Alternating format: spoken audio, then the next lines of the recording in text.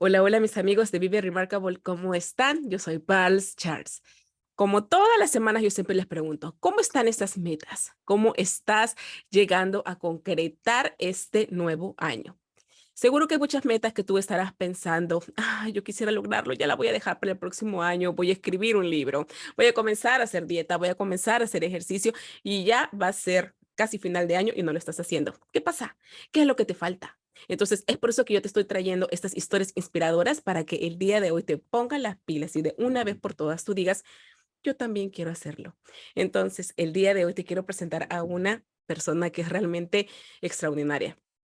Ella ha escrito este libro. Este libro que yo he estado practicando la palabra, y si no, ella me va a corregir, es Promenade of Desire. Y Y ahora, es verdad, sí, algo por y ahí va. He estado practica esa palabra. Porque me parece bastante curiosa, para empezar, es la primera vez que yo veo esa palabra y por eso estamos aquí todos para aprender. Me encantó porque los primeros capítulos, ella se suelta en banda, como diríamos todos. Esta escritora, en este momento voy a decirte qué es lo que ella ha hecho. Ella es una profesional a uno. Ella es una mujer remarcable, de esas profesionales que empezaron desde barrer la oficina a llegar a tener personas bajo su cargo y hacer eventos, hacer empresas realmente internacionales. Es una persona que ha escalado bastante y como mujer yo la admiro mucho porque ha dado toda en su parte profesional y ahora en este libro nos está contando cosas muy interesantes de su vida. Y si no hubiera pasado todas las cosas que están acá, ha desnudado su alma completamente, no sería la persona que está el día de hoy enfrente de nosotros. ¿Y por qué es importante recalcar eso? Porque para llegar a ser exitoso en la vida, dependiendo cómo tú quieras calificar el éxito, es muy importante que tú seas una persona auténtica. Y es por eso que yo la invité a este episodio, para que nos enseñe a ser auténticos. A través de este viaje del libro que ya ha salido la semana pasada, si tú comienzas a leerlo, te vas a identificar mucho, especialmente si eres de la generación que ha nacido en estas familias súper católicas y que piensan que solamente la mujer se tiene que vivir en una cajita, en cierta estructura. Esta es una ovejita rebelde. Y esta ovejita rebelde nos va a traer ahora los secretos de cómo ser auténticos, de cómo lidiar con estos traumas del pasado y sobre todo, de volverte la persona que realmente quieres ser. Y te voy a decir quién es esta persona. Esta persona es una súper escritora, se llama Isidra Mencos. Ella nació en Barcelona, España, donde pasó la década de sus 20 años experimentando con las libertades que surgieron después del fin de la dictadura franquista. Imagínate, ella vivió en un mundo donde era realmente limitado y nosotros nos quejamos. Vamos a aprender mucho de ella. Además, trabajó para las prestigiosas editoriales, fue guía de viajes llevando a gente por todo el mundo y eso es algo que aquí vamos a aprender bastante de ella. Y la semana pasada salió este libro que realmente totalmente se los recomiendo, porque hay historias bastante traviesas, hay historias pícaras, hay historias realmente de superación personal que ustedes como mujeres que nos tenemos que guardar muchos secretos, en este libro lo están y te vas a sentir súper, súper, súper identificada. Este libro narra justamente su trayectoria desde la represión a la liberación, que esa es una frase que me ha encantado mucho porque empuja a que las mujeres nos abramos paso en este mundo. Isidra Bencos, bienvenida a Vive Remarkable. ¿Cómo estás? hola Pamela, muchas gracias por tenerme aquí. Estoy muy bien, gracias. Es un honor y un placer estar aquí contigo. Me encanta que hayas escrito este libro y realmente te digo, yo desde la perspectiva de una persona profesional, también soy profesional, tengo mis títulos y todo, yo lo pensaría mil veces en cómo escribir todo lo que tú has escrito acá. Y obviamente nosotros les vamos a dar unos hints a nuestros oyentes porque no les vamos a contar toda la historia, pero cuéntame, ¿cómo es esta idea desde la represión a la liberación? Pues mira, otra forma de explicar lo mismo desde la represión a la liberación, que quizás es un poquito más Ilustrada lo explica más rápido, es que yo crecí bajo una dictadura que era muy represiva y nos educaron a las mujeres para ser doncellas vírgenes y católicas, calladitas, estás más bonita, estábamos enfocadas al matrimonio y a tener hijos. Pero luego cuando murió el dictador, llegó la democracia a España y al mismo tiempo hubo toda una revolución cultural y sexual y estas doncellas vírgenes y católicas nos convertimos en seductoras matajaris. Esa fue nuestra liberación. Claro que una liberación, a veces cuando uno tiene tanta libertad de golpe, no la sabe manejar muy bien y mucha gente se perdió en ese camino. Hubo mucha experimentación de drogas, hubo mucha experimentación de amor libre. Fue como la era hippie que llegó a España de repente de la noche a la mañana, después de una época muy reprimida. Yo, gracias a Dios, no llegué a una cosa tan extrema, pero sí tuve una vida muy experimental en ese momento porque estábamos felices. Imagínate que habíamos crecido en ese mundo donde verdaderamente el sexo se consideraba que era solamente para el matrimonio, dentro de eso era para la procreación. Yo no tenía ni idea de lo que era un orgasmo, solo por decir, o sea, es que la palabra no está en mi vocabulario ni en mi conciencia. No hablemos ya ni de cosas como, bueno, voy a ser un poquito brusca, pero el libro es muy honesto, de masturbación, que eso ya te mandaba derecho al infierno, ¿verdad? Era un pecado mortal. Bueno, no mortal, venial, pero un pecado. Todo eso estaba súper reprimido y de repente de Hasta qué ahí. bien que sabes de clasificar los pecados. Se nota que has estado en una escuela católica. Sí, católica, efectivamente. Y luego de repente llega ese momento de que se acaba la dictadura, de la noche a la mañana hay libertad de todo tipo, se legalizan los partidos políticos, se legaliza incluso las píldoras porque estaba prohibido el control de natalidad, se legaliza el divorcio que también estaba prohibido, todo estaba prohibido. Y de repente hay esa gran libertad y bueno, es una época verdaderamente emocionante, llena de esperanza, pero también llena de mucha confusión. Yo siempre sentí que mi historia no era mi historia, solamente era la historia de toda una generación. Yo tenía 17 años cuando murió el dictador, entonces estaba en pleno comienzo de mi juventud y todos nosotros vivimos ese cambio tan increíblemente brusco de esa represión tan fuerte a esa liberación tan tremenda. Entonces nos afectó mucho a todos, no era solo a mí, era toda mi generación la que se vio afectada. Y parte de lo que yo hice fue autodestruirme un poquito. Venía de una familia donde no existía mucha intimidad, donde no me sentía escuchada, donde no sentía que podía alzar la voz, tener una opinión diferente. Y cuando vienes de esa inseguridad en tu hogar, en tu entorno hogareño, te crea una gran necesidad de amor, porque no lo has sentido en tu casa, ¿cierto? Entonces, muchas veces las mujeres, sobre todo las mujeres jóvenes, pensamos que vamos a encontrar ese amor a través del sexo, a través de los amores, de los amantes, de los hombres. Y eso muchas veces no es así, porque realmente el amor que necesitamos aprender es el amor a nosotras mismas primero. Una vez tienes ese amor a ti misma, todo lo demás cae en su lugar, pero hasta ese momento muchas veces estás viviendo muchas aventuras, pero no siempre agradables, porque estás desesperadamente buscando ese amor que te faltó, ¿cierto? Entonces es un poco toda esa historia de haber crecido de cierta manera, haber llegado a ese gran cambio, haber tratado de encontrar mi camino por muchos años y finalmente conseguirlo.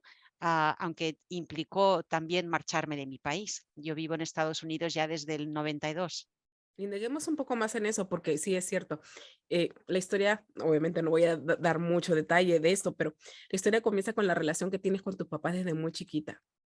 ¿Cómo fue esa relación al final en los días de ahora? ¿Sigue así distante o en algún momento pudieron entenderse estas generaciones totalmente distintas? Bueno, mira, mis papás han fallecido los dos ya. Mi mamá falleció hace 3 años. Am, Siempre tuvimos una relación un poco tensa, mi mamá y yo, porque éramos muy parecidas. Las dos mujeres muy fuertes, de opiniones muy fuertes, y tuvimos una relación un poquito conflictiva. Eso no quiere decir que fuera una relación del todo mala, ni mucho menos. Yo siempre la quise mucho, la respeté mucho y de hecho seguí yendo siempre a España para visitarla a ella y a mi papá y a mis hermanos. Somos 10 hermanos, yo soy la única que vive en Estados Unidos. Y hasta el final de sus días yo seguí yendo a visitarles, escribiéndoles, llamándole por teléfono, o sea que siempre se mantuvo esa relación. Lo que sí que pasaba es que yo a lo mejor iba para allá y mi mamá estaba feliz de verme, pero a los 3 4 días ya empezábamos a tener pequeños choques. Eso no nos lo quitaba nadie, porque siempre había esa pequeña tensión, ese pequeño conflicto que siguió siempre vigente, ¿verdad? Pero a pesar de todo, yo creo que ¿cuántas de nosotras no tenemos una relación un poco conflictiva con nuestras madres? Eso no quiere decir que no las queramos. Lo que quiere decir, fíjate, te voy a contar una historia que no está en el libro, porque es una historia más reciente, pero que es una historia para mí muy emotiva. Yo tengo un hijo maravilloso que tiene ahora 20 años, lo tuve tarde, y bueno, mi hijo es muy cariñoso, porque yo, al contrario de mi mamá, siempre he sido muy afectuosa con él, besos, abrazos, te quiero, etcétera, que mi mamá jamás, no fue así, no era demostrativa, como toda aquella generación, ¿verdad? Que Ujú. eran mucho más secos. Am, bueno, yo siempre andaba como iba a visitar a mi mamá a España y siempre estaba deseando que me demostrara amor, y ella no me lo demostraba porque era más bien distante y un poco seca, ¿no? Bueno, una vez, la primera vez que mi hijo fue solo a España sin mí, que fue con sus primas que nos habían venido a visitar y se regresó con ellas, él debía de tener en ese momento 16 años, algo así. Mi cuñada me mandó una foto del encuentro de mi hijo con mi mamá, con su abuela, y la tenía abrazada así, con la cabeza reclinada sobre la de mi mamá, era chiquitita, mi hijo es bien alto. Él tenía la cabeza reclinada con la cabeza de mi mamá, con ese gran abrazo, y mi mamá estaba mirando a la cámara y era como luz en su cara, con una sonrisa beatífica. Y cuando yo vi eso, me impresionó, se me saltaron las lágrimas, porque de repente me di cuenta, fíjate tú, eso no se lo he contado a nadie todavía, pa, Pals, me di cuenta de que yo había ido de la manera equivocada a tratar de ganar el amor de mi mamá. En lugar de estar tratando de hacer todo lo que pudiera para que ella me demostrara amor, era yo la que le tenía que haber demostrado amor a ella. En vez de dejarme yo llevar un poco por la vergüenza, la pena, el resentimiento, yo tenía que ser la que hubiera llegado allá y le hubiera dado un gran abrazo y le hubiera dicho, te quiero, mamá. Porque ella no me lo decía a mí, pero yo a ella tampoco. Entonces va de los dos lados. Y fue mi hijo quien me enseñó que mi mamá, debajo de esa corteza dura, tenía todavía un corazón que se podía emocionar y que podía ser feliz con una demostración de amor.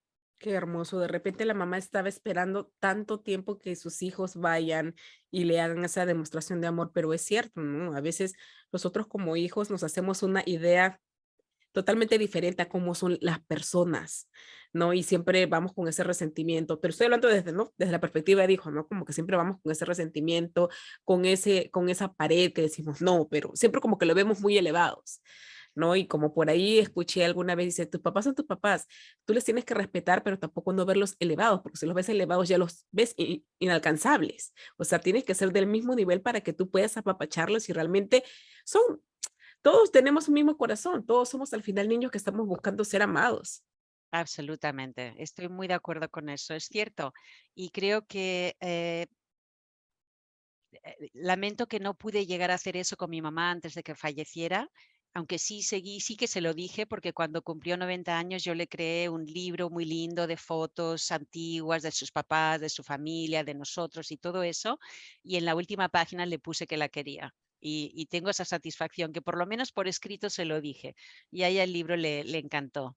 Qué hermoso. ¿Y todos tus hermanos siguen viviendo allá en España? Todos viven en España, efectivamente, Oh, sí. wow. Entonces, cuéntame algo, porque también, bueno, eso ya es como que en el capítulo 2 por ahí.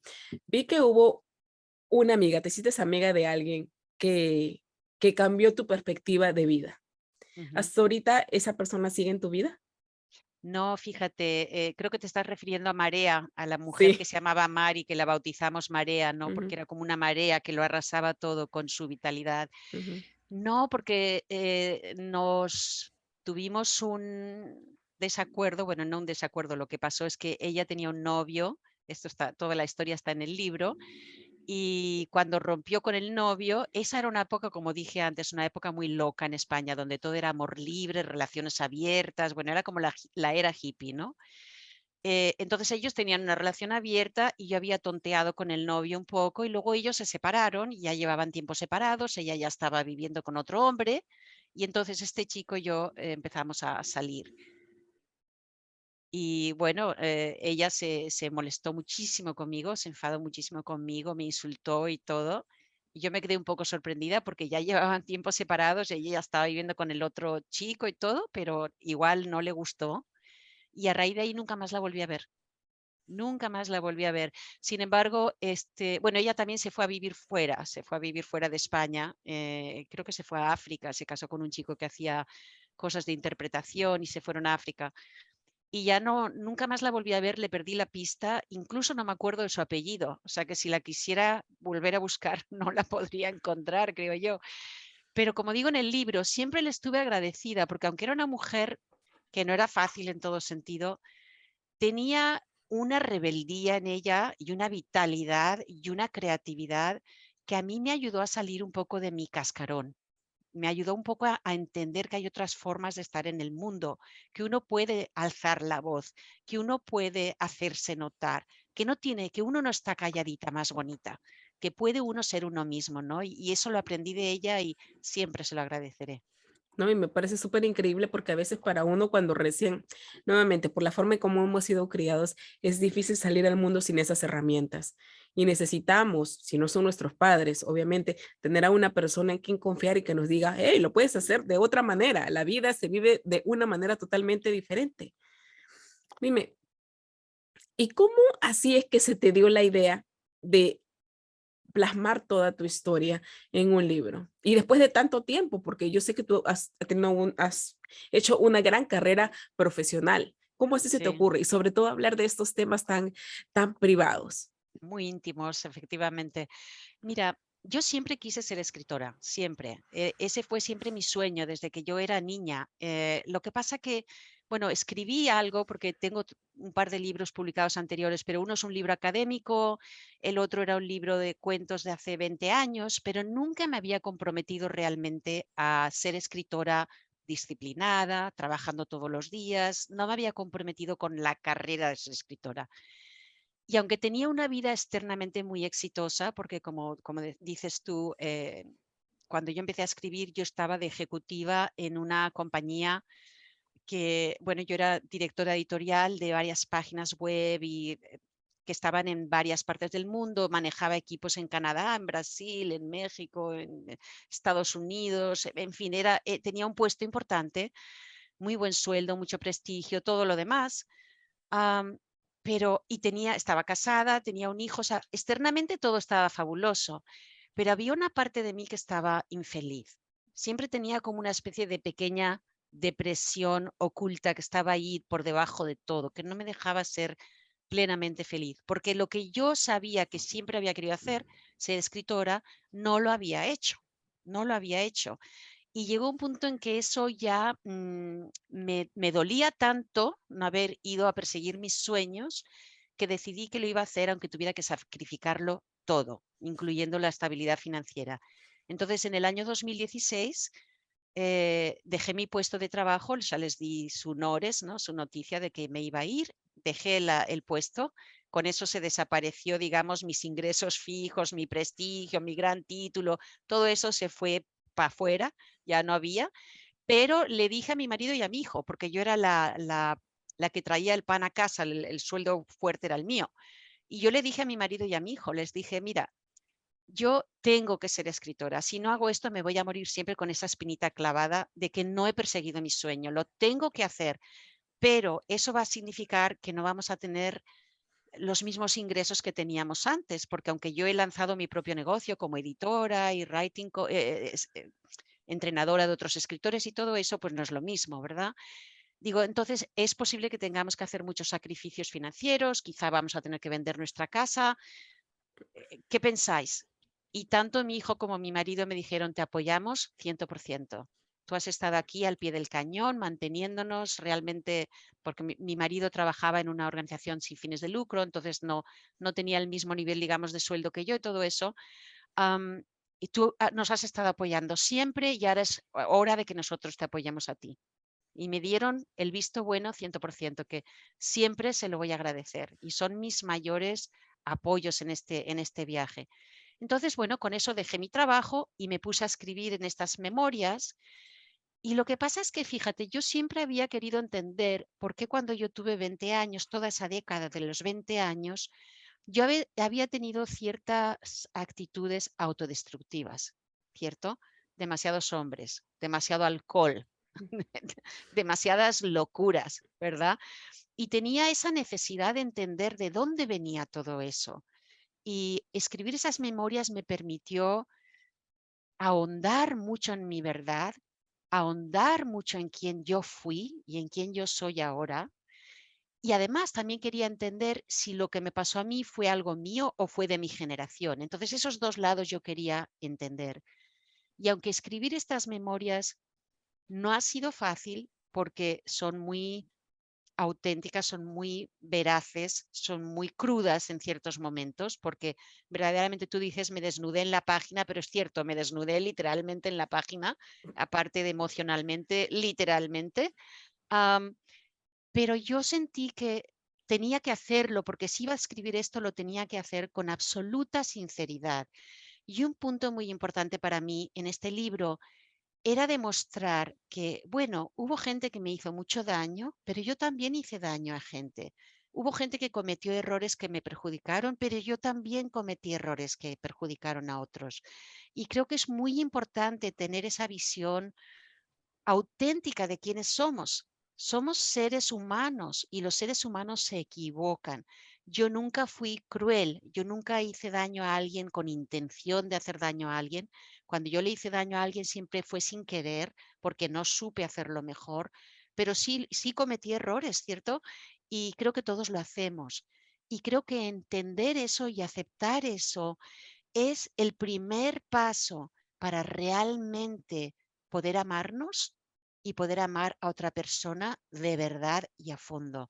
Porque una vez aceptas esa realidad de que estamos hechos de un saco de errores todos, por mucho que tengamos buenas intenciones, entonces eres más compasivo contigo y más compasivo con los demás. Pero además, cuando tienes esa actitud humilde, digamos, de saber que no eres perfecto, de ni siquiera intentar ser perfecto, sí intentas ser lo mejor que puedes en cada momento. Y creo que eso es lo que hemos de intentar hacer en esta vida, reconocer cuando hemos hecho algo mal, pero como dice Brené Brown, en lugar de sentir vergüenza, sentir culpabilidad, pedir perdón, tratar de hacer las cosas mejor en el futuro y seguir adelante. Me encanta esa frase, también me encanta bastante Brené Brown. Y dime algo, tú como ya, es bastante curioso lo que dijiste, es que tú eras la entrenadora de otros escritores, ¿y qué era lo que a ti te impedía que no podías empezar tu viaje? ¿Qué era cuando tú pensabas y dices, hoy voy a escribir y de repente decías, no, mejor no? ¿Qué era lo que te paralizaba en ese momento? Miedo, miedo. La escritura es una profesión llena de incertidumbre. Yo pasé 6 años escribiendo este libro, 6 años pasé trabajando en este libro. Cuando tú estás escribiendo, no sabes si el libro va a salir publicado. Una vez sale publicado, no sabes si la gente lo va a comprar y lo va a leer. Tampoco sabes si la gente que lo compra y lo lee les va a gustar. Entonces es una profesión llena de incertidumbres, es una profesión que requiere mucho compromiso, disciplina diaria de estar allí tratando de escribir lo mejor posible, mucha paciencia y no sabes qué va a salir de todo esto. Entonces es un compromiso lleno de riesgo, ¿verdad? Y era algo que yo creo me asustaba. Me asustaba poner todo ese tiempo, poner todo ese compromiso, poner todo ese trabajo y que nada saliera de ello al final, ¿no? Hasta que llegó un punto en que dije, no me importa. Si no sale nada, por lo menos lo he intentado. Yo no voy a ser esa persona que está en su lecho de muerto diciendo, nunca hice lo que yo quería realmente hacer. No, a lo mejor voy a decir, hice lo que quería hacer, me estrellé con todas las de la ley, pero lo intenté, ¿verdad? Entonces, creo que eso es muy importante. Creo que eso es algo que yo creo que tu audiencia, ese es un mensaje que yo les quiero dar también. Si tienes un sueño, Tampoco te voy a decir tira tu trabajo por la ventana y muérete de hambre, no. O sea, también yo tuve cuidado. Yo lo hice en un momento donde tenía unos ahorros, am, sabía que iba a tener dentro de poco, empezar a tener una pequeña pensión, o sea, sabía que tampoco en la calle no íbamos a estar, no íbamos a tener el nivel que teníamos antes, pero tampoco íbamos a estar paupérrimos. O sea, íbamos a poder vivir, ¿no? Claro, tú eres una Ah, mujer inteligente, necesariamente tuviste que medir tus riesgos antes de empezar también esto, sí. Exacto, exacto. Entonces, cualquier persona en tu audiencia que tiene este sueño, no tiene que ser de ser escritora, puede ser de lanzar su propio negocio, puede ser de ser, qué sé yo, cualquier cosa que siempre han querido hacer, pueden empezar a prepararse desde ahora, aunque estén en otro trabajo porque necesitan ganarse la vida, pueden empezar a estudiar del otro tema que quieren luego en el futuro hacer algo. Pueden escuchar podcasts como el tuyo para animarse, para sentir que van cobrando fuerzas. Pueden empezar un blog de lo que van a hacer después para ya empezar a crear una plataforma, una audiencia para su tema. Pueden incluso montar una página web que no tiene por qué estar visible si te da miedo que tu jefe, tu empleador, te diga, ¿cómo estás perdiendo tiempo en esas cosas? No, no tiene, puede estar escondida, pero formar una página web te obliga inmediatamente a clarificar qué es lo que tú quieres hacer, porque tienes que ponerlo en la página web. Te obliga a clarificar cuál es tu mensaje, cuál es tu producto, cuáles son tus planes, cuáles son tus honorarios, si vas a cobrar por un servicio. Todo esto tiene que estar en tu página web y todo eso lo puedes estar planeando en las noches, los fines de semana, mientras estás en tu trabajo.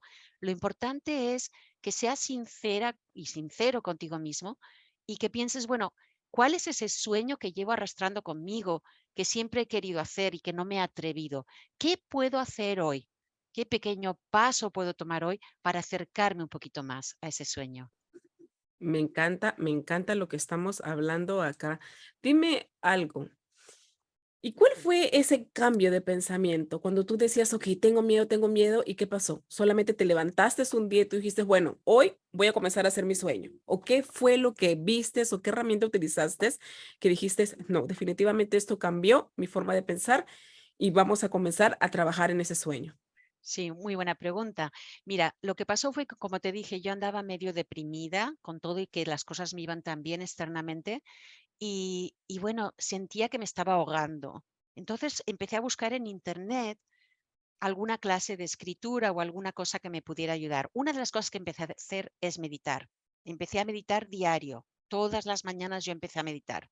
Y cuanto más meditaba, más fuerzas ganaba, más equilibrio, más claridad en mi mente. Entonces, la siguiente cosa que hice fue buscar en internet algún recurso para escritores y encontré un taller de un solo día en un monasterio zen que está cerca de donde yo vivo y el taller era zen y escritura. Entonces lo iban a enseñar una monje budista, no sé si dice monja budista, y un escritor. ¿Vale? Entonces yo dije, bueno, esto une dos cosas que me encantan, escribir y la meditación. Y qué Me curioso, apunto. ¿verdad? Porque tú empezaste solamente con un deseo, con una intención de querer hacer todo esto y te vino los 2 temas en un Es, solo día. efectivamente, es que la vida te presenta lo que necesitas cuando estás dispuesto a recibirlo. Y yo estaba dispuesta a recibirlo. Entonces, vi ese anuncio y me apunté a la clase. Era solo un día, digo, bueno, me voy para allá. Fui allí, me encantó la clase, lloré muchísimo en la clase porque salieron muchas cosas muy, muy profundas. Y después de eso le pregunté al profesor, porque me gustó mucho el profesor, y le pregunté, ¿usted va a dar otra clase de escritura pronto que yo me pudiera apuntar? Y me dijo, sí, mira, la semana que viene empiezo una clase sobre escribir memorias. Si quieres apuntarte, es en línea, entonces es fácil. Y dije, bueno, me voy a apuntar. Yo jamás había pensado en escribir memorias. Yo quería escribir ficción. Eso es lo que Mm. a mí me había llamado la atención siempre. Pero cuando empecé esa clase de escribir memorias, me fascinó, me fascinó. Y me di cuenta de que lo necesitaba, necesitaba sacar todo esto. Además pensé, esto va a estar chupado, como dicen los españoles. Esto va a ser facilísimo, porque ya tengo el argumento y los personajes. Luego me di cuenta de que no tenía nada de fácil y en realidad era mucho más difícil, porque no solamente tenías que escribir igual de bien que si escribieras una novela, sino que además encima tenías que lidiar con el terror de que la gente que te conocía te iba a odiar porque salían en el libro, o que te iban a decir, te acordaste de todo al revés, eso no fue así. Estás lidiando con mucho conflicto emocional cuando escribes unas memorias, entonces de fácil no tenía nada. Sin embargo, fue una de las cosas más profundas y más gratificantes que he hecho jamás. No me arrepiento nada. Encuentro que lo que nos estás explicando, que el proceso para escribir memorias es un proceso bastante sanador. ¿Cómo así esto impactó en tu vida actual? Bueno, a ver, yo creo que es más que solamente el escribir memorias, es todo un trabajo que he ido haciendo en estos años de aceptación de mi propia persona, de meditación, de muchas cosas, no solamente la escritura, pero yo lo que siento es que ahora, ¿cómo te digo? Finalmente me siento yo misma. Finalmente me siento yo misma, finalmente me siento cómoda siendo yo misma en cualquier circunstancia, en cualquier circunstancia. Y puedo mirar a aquella niña que sufría y aquella adolescente que se rebelaba y aquella muchacha de 20 años con mucho cariño y mucha compasión, mucho cariño. Y eso es algo que quizá antes no lo tenía. Antes lo miraba con más vergüenza. Decía, pero bueno, ¿cómo pudiste hacer esas cosas? Que no sé qué, que no sé cuántos. Y ahora lo miro con cariño y lo miro con compasión. Y realmente todas esas experiencias me han ayudado a ser como soy hoy. Entonces no puedo decir que, bueno, claro que sí, no voy a decir que no me arrepiento, porque sí que hay cosas que me arrepiento y hubiera preferido no haberlas hecho, ¿verdad? Especialmente si dañé a alguien, pero las acepto. Las acepto como parte de mi historia, las acepto como parte de quien yo he sido, no ya quien soy ahora. La otra cosa que las memorias han hecho, curiosamente, me han acercado mucho a mi marido. Mi marido, cuando leyó el libro, se quedó un poco en shock, aunque él conocía mi historia. Pero es muy diferente porque es la versión tuya hablada y otra versión que realmente es desnudar tu cerebro en este libro. Exacto, con pelos y detalles. Entonces, Sí. no, pues fue un poco fuerte para él leerla, pero Te dio ansiedad así como que: "Ay, lo va a leer, lo va a leer", ¿te dio así cositas? estaba un poco nerviosa, pensando qué le parecerá, pero me dijo que le parecía el libro muy bueno. Hablamos muchísimo, nos lleva a unas conversaciones muy profundas. Él estaba al principio un poco como, pero bueno, ¿cómo es posible que una mujer tan loca haya estado con el mismo hombre 27 años? ¿Estás segura de que no has tenido amantes? Totalmente, sí, eso es a lo que iba, ¿no? Porque usualmente tú estás hablando de todo, entonces como que tu esposo tiene que estar bien maduro Él está mentalmente, maduro, sí, sí. sí, es un hombre evolucionado, gracias a Dios, es un hombre evolucionado. Y después de esa frase que me hizo reír y le dije, por supuesto que no, tú ya lo sabes eso, ¿no? Pero sí, sí fue un poco chocante para él, pero en el fondo los dos lo agradecimos muchísimo porque este, realmente no tenemos ningún tipo de secretos. No que los tuviéramos antes, pero quizá ahora todavía menos, ¿cierto? Porque fui igual de sincera con él que con cualquier otra persona que lea el libro. Ahí me van a ver sin disfraces, sin nada, tal como fue, Me tal como encanta. fue. Como esa frase que dice, ¿no? La verdad nos libera, verita libera vid vos. La verdad libera al mundo. Me encanta esa frase porque es cierto. Y tú estabas hablando algo acerca de las personas que están involucradas en esta historia. ¿Cómo es tu relación con esas personas? ¿Les hablas ahora? ¿Esas personas están de acuerdo con todo lo que has escrito en estas memorias? Bueno, fíjate, mi familia no las ha leído, Ujú, porque el libro de momento solamente está en inglés y la mayoría no lee en inglés. Y de momento solamente está publicado en países de habla inglesa. Entonces ellos no la han leído y no sé cómo les caería. Posiblemente no muy bien, pero al mismo tiempo yo lo puse en la nota del autor del comienzo. Sé que sería duro para ellos leerlo, porque mi familia, como has visto en el libro, eran muy callados, muy privados ujú, y la figura de la madre era sagrada. Entonces, cualquier cosa que revele al exterior las grietas y los conflictos en la familia es traición, ¿cierto? ujú. Pero como yo puse en la nota de la autora que está al comienzo del libro, para mí en realidad este libro es un regalo a mis hermanos, porque es un regalo en el sentido de que todo se dice Y sin embargo, es decir, aunque haya cosas duras en el libro para la familia y quizá os cueste verlo como yo lo veo y lo veis de manera diferente, yo sigo yendo. Este verano estuve a verlos. Mis padres ya no están. Estuve a ver a mis hermanos este verano. Para mí es importante mantener la conexión familiar. Y ese era un poco el regalo de decir, con todos nuestros defectos como familia, con todos los traumas que podamos haber pasado, seguimos siendo familia. Y sigo queriendo estar conectada con vosotros. Y os lo demuestro porque sigo viniendo a España a veros. Ahora, si algún día leen el libro y no quieren conectar más conmigo, esa es su prerrogativa. Yo no puedo hacer nada al respecto. Eso es, ellos tienen el derecho a hacer eso. Yo tenía el derecho a contar mi historia desde mi perspectiva también, ¿cierto? Entonces, eso es como yo lo veo. Ahora, para las otras personas que salen en el libro, por ejemplo, algunos de los novios que salen, demasiados novios, pero algunos de los novios que salen, que todavía están vivos porque otros fallecieron, les he mostrado las páginas.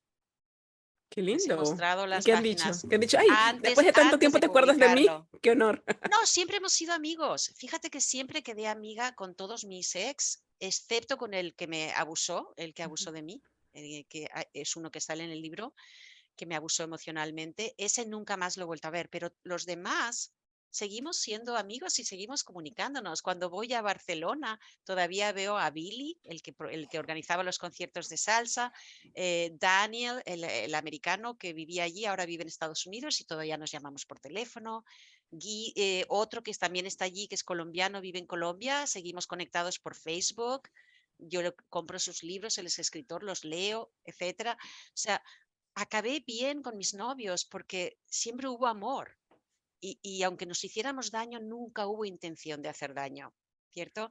Entonces, cuando las cosas son así, no tienes por qué tener resentimiento. Cuando ha habido amor y cuando la separación ha venido porque, pues, o bien eras incompatible o bien no estabas suficientemente madura para tener una relación estable, que era mi caso, o ellos no lo estaban, que era su caso en, en algunas ocasiones, pero no es porque no nos quisiéramos, siempre había cariño, incluso cuando nos separamos, ¿no? Excepto el de aquel chico Claro, que sale allá y luego el otro que, como viste en el libro, falleció, ¿no? sí. Mira, tú me hablas y después de haber leído todo lo que he leído acá y cómo está evolucionando tu vida, y yo te encuentro que eres una mujer como que siempre está en paz. Mm. ¿Cómo has llegado a ese punto? Me costó muchísimo, muchísimo, muchísimo. Te quiero decir que hace 6 años yo no era una persona con tanta paz como la que tengo ahora. Am, no ¿Y eso sé, se debe dice, a tu trabajo corporativo? ¿Es influencia? no, para nada, para nada. Ah, mire, el trabajo corporativo me dio muchísimo porque tuve tanta responsabilidad y yo también era portavoz de la compañía, iba a la televisión a hacer entrevistas, iba a hacer presentaciones a clientes, me dio mucha seguridad cara al público, por así decir, ¿no? Pero seguía teniendo mucha inseguridad interna. Y te voy a decir, Paz, no te creas tú que yo estoy siempre aquí en una cama hecha de rosas. No, no, no, no, no, Que no, pareciera que pregúntale. sí, y yo digo: "Qué No, no, no. admirable".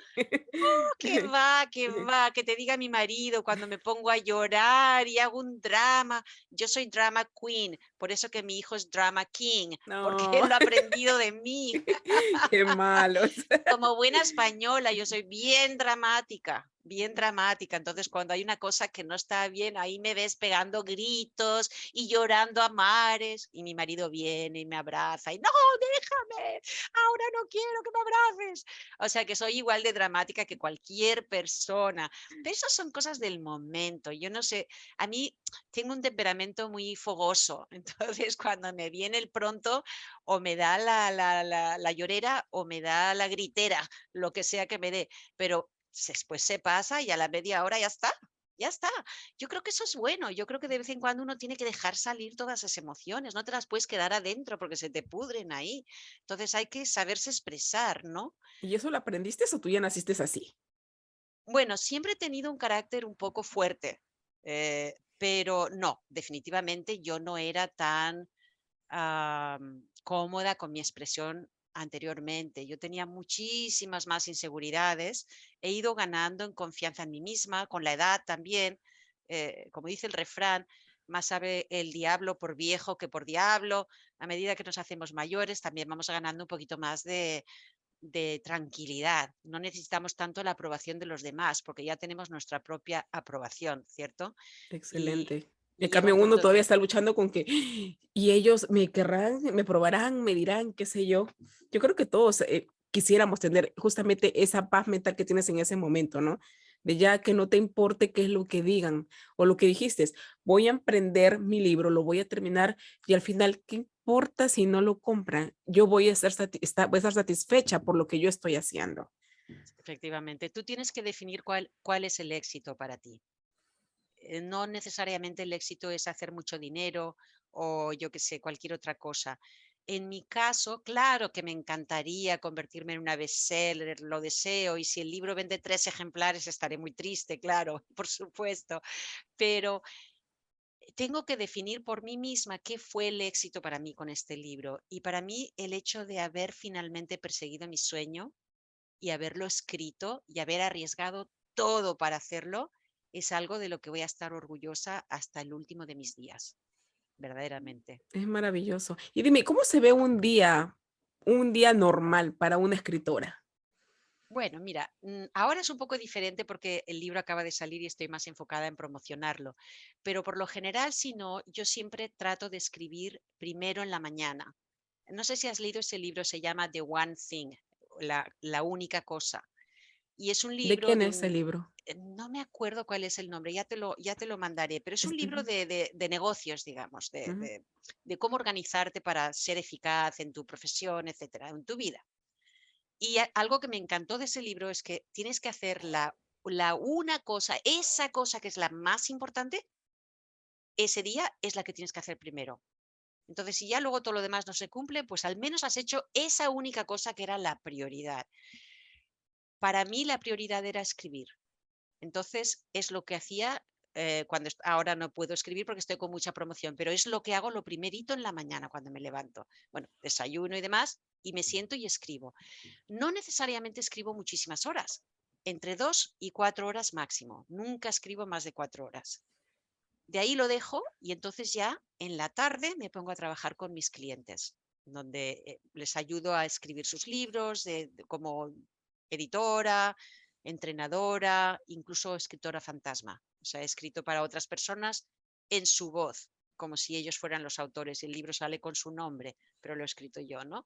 Entonces, trabajo en esas cosas por la tarde o después de media mañana. Las primeras horas de la mañana son sagradas para mi escritura. Y luego yo también casi siempre tengo una vida normal como todo el mundo. Yo cocino la cena casi todas las noches. Te diría que el 90% del tiempo cocino. Tengo un hijo todavía en casa, entonces estoy muy en lo que le tenga que ayudar, lo ayudo. Una vida normal completamente. La única diferencia es que he decidido que mi prioridad y mi compromiso es con escribir, con la escritura, y eso es lo que hago, lo primerito que hago por la mañana, escribir. Y cómo haces para inspirarte? Porque escribir no es fácil, para mí no es fácil, o sea, ¿y cómo lo haces? ¿De dónde sacas todas esas palabras? ¿Haces algún ritual? ¿Te lees el diccionario antes? ¿Qué es lo que haces? Pues mira, yo no soy de esas escritoras generalmente que hacen unos planes detallados con todo lo que va a pasar en cada capítulo. Soy más improvisada. O sea, tengo una idea a lo mejor de una escena, de algo que pasó y entonces me pongo a escribir y luego pues sigo y dejo que el hilo se vaya desenrollando. Para historias cortas suelo hacer un poquito más de plan, curiosamente, que para este libro, que no lo planeé mucho de antemano, pero lo que sí que hice fue una lista de escenas que yo sabía que eran escenas clave de mi vida, que absolutamente tenían que estar en el libro. Entonces hice esa lista y si en algún momento me sentía un poco perdida, que no sabía de qué escribir, miraba la lista y decía, voy a escribir sobre esto. Y con el tiempo, cuando ya tenía bastante escrito, como el libro tiene un paralelo con la historia de España del momento, o sea, es mi historia, pero también un paralelo con la historia de España y la transformación desde la dictadura a la democracia. Hice también un cuadro donde tenía la escena, los años que yo tenía, el año que era y lo que estaba pasando históricamente en ese momento. Y entonces con ese cuadro pude yo ver si había huecos que tenía que rellenar o cosas así. Pero mi primer borrador fue más libre, digamos, más improvisado, ¿no? Am, no sé, a veces las cosas las escribes sin escribir. Me explico. Muchas veces cuando uno se siente que está seco, que no le vienen las ideas, lo que tienes que hacer es levantarte e irte a dar un paseo, o ponerte a planchar ropa, o ponerte a coser. Algo que te ocupe físicamente, pero que te deje la mente libre. Entonces, es en esos momentos de espontaneidad donde a veces se te ocurren las mejores ideas. A Qué buen veces puede tip, ser, sí, definitivamente qué buen tip. sí, Ujú. efectivamente. Ajá. O sea, que no te quedes ahí a lo mejor, no me sale nada, enfadada contigo misma. Vete a, qué sé yo, vete a coser algo que tenías que coser o a planchar y ahí te van a salir las ideas. Y dime otra cosa, porque tú cuentas detalles, o sea, bastantes claros. ¿Tú tuviste que utilizar algo de hipnosis, utilizar una bola de cristal que te remonte al pasado para ver los detalles con claridad? No, no, no, no, para nada. Pero tenía algunos diarios que había escrito de niña, de joven. Eso me ayudó. Y te voy a decir, es curioso, Pals. No sé, Pals, ¿verdad? O Pamela te llamo mejor. Pals, Pamela, como quieras. Pals. Ajá. Pues te voy a decir, Pals, que las memorias o los recuerdos de la infancia, especialmente de episodios así un poco más traumáticos, nunca se me borrarán de la mente. Me es más difícil recordar lo que pasó hace 5 años que lo que pasó hace 35 años. Es curioso, pero es así, porque esa vida que yo tuve de joven fue tan tumultuosa, pasaron tantas cosas dramáticas que son muy difíciles de olvidar y me marcaron mucho. Y aparte, yo había empezado a escribir una novela hace ya muchos años, muchos, muchos años, que luego se quedó sin terminar y se quedó en el cajón, pero que estaban basadas en estos hechos, en parte de estos hechos, sobre todo en mi relación con Marea, con Paul y demás. Y la verdad que me acordaba mucho de las cosas, muchísimo. Ahora, eso no quiere decir que no haya metido la pata y no me haya equivocado en algunos casos, porque fíjate que me pasó que descubrí que había cometido un error garrafal con una chica que sale en el libro que yo había dicho que estaba muerta y no estaba la chica muerta. Ok. Pero la última vez que yo la vi estaba en un estado terrible porque estaba enganchada a la heroína, estaba viviendo con un traficante de heroína y ya nunca más la volví a ver porque yo no, ya no quería tener esa relación, era demasiado difícil. Y ya pronto después de eso ya me vine para Estados Unidos, nunca más la volví a ver. En mi mente, habiéndola visto en ese estado tan terrible, yo pensé que se había fallecido. Pero luego resulta que hablando con una amiga me dijo que la iba a ver no sé qué otro día. Digo, pero ¿cómo? No está muerta. Dice, no, está viva, se recuperó, dejó las drogas, tal y tal. Digo, menos mal que me lo dices y lo puedo corregir en el libro. O sea que la memoria nos hace muchos trucos que estoy segura que he metido la pata en algunas cosas, pero en todo lo que yo he podido lo he comprobado, o con diarios, o con lo que había escrito anteriormente, preguntándole a gente que participó en las cosas y tal, ¿no? Por ejemplo, hay una escena de una manifestación donde me salvo. Yo había relatado la escena y la escena toda sucedió tal cual, pero hablando con un amigo, él me recordó que los que me habían salvado de esa situación, porque hubo una situación allí dramática, habían sido él y otro amigo. Yo me había acordado de toda la escena bien, pero no me había acordado bien de quién era el que me había rescatado. Entonces, cuando hablé con él y me lo contó, pues lo corregí en el libro. O sea que es curioso, pero por lo general, cuando ha habido correcciones así, son de detallitos, no son de lo gordo, no son de la verdad emocional de la escena, sino que es a lo mejor un detalle que no, bueno, tampoco vamos a decir que es un detalle que la chica estaba viva y yo le había puesto que estaba muerta, pero vamos, me refiero que he ido comprobando y preguntando, asegurándome de que no metía mucho la pata, de que no me equivocaba demasiado.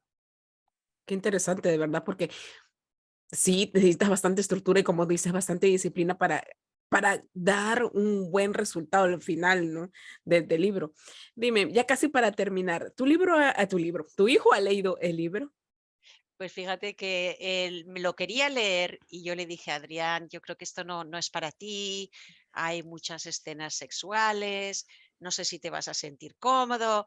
No, mamá, lo quiero leer, lo quiero leer, lo quiero leer. Digo, bueno, si lo quieres leer, aquí lo tienes. Leyó como 80 páginas y vino y me dijo, mamá, está muy bien escrito, es muy bueno, pero ya no puedo leer más. Es Ujú. demasiado fuerte para mí. Y le dije, me parece perfecto, porque yo Totalmente de prefería acuerdo. que no lo leyera. Pero como me insistió tanto, pues dije, si lo quieres leer, léelo, pero te advierto que está duro para ti. Y efectivamente no lo quiso terminar. Con lo cual me alegro. Sí, no, no, de todas maneras, por ahí dicen, tú sabes, estas terapias holísticas que es mejor que los hijos no sepan mucho de los secretos de los padres, justamente por eso, porque nos podemos sentir incómodos. Me encanta todo lo que estás haciendo. ¿Cuál es tu próximo paso después de este Bueno, libro?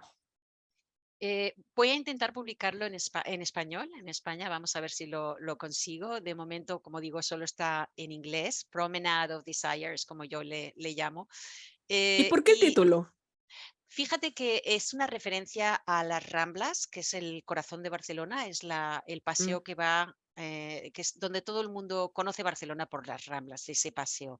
Y un paseo es también una promenade, ¿no? Entonces, el Promenade of Desire, desire porque es lo que lleva el motor del libro, es el deseo, ¿verdad? Y promenade es un paseo por el deseo, por así decir, por la Rambla del deseo, yo le diría en español. Pero bueno, entonces el próximo proyecto que tengo dos.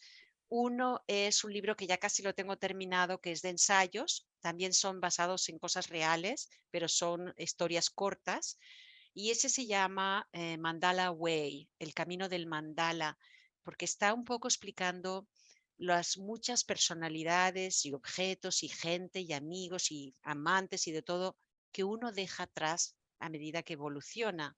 Y eso es lo que pasa con los mandalas, ¿verdad? Los monjes hacen un mandala divino y luego lo barren y lo echan al río, porque lo que vale es crearlo, no conservarlo, ¿no? Entonces es un poco esa idea.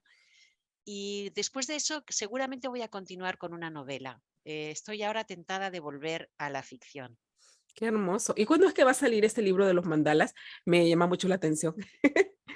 Pues no lo sé cuándo va a salir, lo tengo que terminar. Ahora mismo estoy muy enfocada en la promoción de este, pero yo creo que lo podría terminar relativamente rápido y entonces ya es cuestión de buscar editorial y todo eso. Se toma un tiempo, esas cosas toman tiempo, pero te puedo, si vas a mi página web y vas a la pestaña que dice Writings, escrituras, ahí vas a encontrar varios de los ensayos. Hay uno, por ejemplo, sobre un vestido muy seductor, The Dress se llama, que creo que te va a gustar.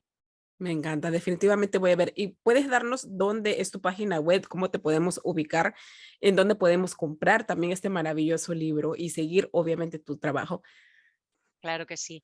Mira, a mí me pueden encontrar en la página web, es mi nombre, todo seguido, isidramencos.com. Y también háganse amigos míos en social media. Estoy en todas partes como Isidramencos, @Isidramencos, en Instagram, en Facebook, en Twitter, en todos lados. Y el libro lo pueden encontrar, bueno, en lugares de habla inglesa. Si ustedes viven en Estados Unidos, lo pueden encontrar en Amazon, lo pueden encontrar en Barnes and Noble, lo pueden encontrar también en cualquier librería que vayan, pueden pedirlo y si no lo tienen en ese momento se lo van a traer. Sí, en cualquier Total, tienda de libros. sí, sí, porque es maravilloso. Ahora con toda la tecnología, tú lo pides, estás en cualquier parte del mundo y puedes conseguir los libros. A mí me encanta leer. ¿Estás pensando en ponerlo en Audible? Fíjate que estoy tentada, no he tenido tiempo de hacerlo porque lo quiero grabar yo misma, lo quisiera leer yo. Claro que va a Ujú. tener un poco de acento porque tengo acentazo en inglés, pero creo que a la gente le va a hacer gracia escucharlo de mi voz. Entonces, Definitivamente, porque hay un sí, público así bastante, dice, los americanos hispanos, nos encanta escuchar el acento en los libros, ¿sí, no? exacto, Es hermoso exacto. y yo creo que sí lo vas a hacer. Yo personalmente me encanta, escucho muchos audiolibros, ¿no? Me encantaría tenerlo también audiolibro. Tú tienes que hacerlo ya, definitivamente. Y si ellos no lo Me quieren voy a publicar poner. en tu propio, claro, en tu propio podcast, Sí, sí, sí. definitivamente. Esta última pregunta para terminar. ¿Qué es lo que hace a Isidra remarcable? Mm, Yo creo que es la determinación. Cuando hay algo que quiero, no se trata de si lo conseguiré o si no lo conseguiré, se trata de cuándo lo conseguiré. Soy muy determinada, cuando yo quiero algo, voy por ello, y la amabilidad. Para mí ese es un valor muy, muy importante, ser amable con los demás. Creo que eso es algo que no está suficientemente valorado, pero que es tremendamente importante. Hermoso. Muchísimas gracias, Isidra, por esta maravillosa presentación. Realmente, nuevamente, te has desnudado tu alma con nosotros y te lo agradezco inmensamente.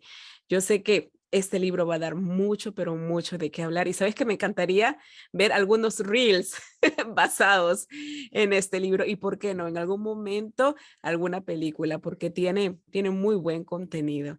Yo te deseo todo el éxito del mundo. Espero que no sea la única vez, la última vez que vengas en esta plataforma. Eres bienvenida para seguir presentando todos tus proyectos. ¿Y quieres decirle algo a las personas que están allí escuchando este episodio? Solamente que espero que disfruten del libro, que les ayude a tener más compasión por ustedes mismas, con sus propios errores, a ser más abiertos a todas las personas que tienen en su vida y que también hagan sitio para bailar y divertirse, porque el baile es una parte muy importante de este libro y espero que lo sea también esa diversión, esa forma de traer alegría a su vida. Hagan siempre tiempo para eso es súper importante. Y no dejen de escuchar a Pals, que siempre tiene programas muy inspiradores. Muchísimas gracias. Gracias, amigos. Ya saben, a ponernos a bailar, a desnudar nuestra alma y sobre todo a encontrar la mejor versión de ti. Nos vemos en un próximo episodio. Bye.